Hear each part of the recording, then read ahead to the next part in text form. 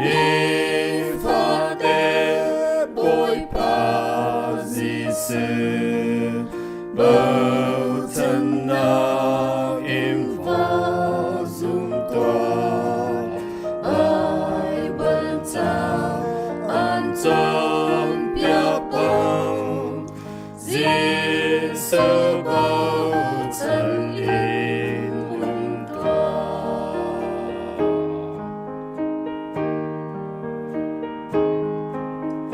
nuamh lioah hmanhsehlaw Khuamuih tikah thlacam Tuah Harnak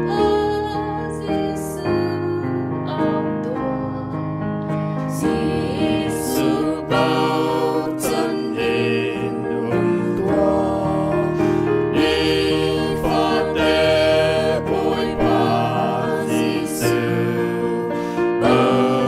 bochannak im phak Tuah Baibal cawnpiak Jesuh Bochan in vawlei tiangin Amah zungzal Lungvar phak zungzal Bawi Jesuh zumh Nifate Bawipa Jesuh bochannak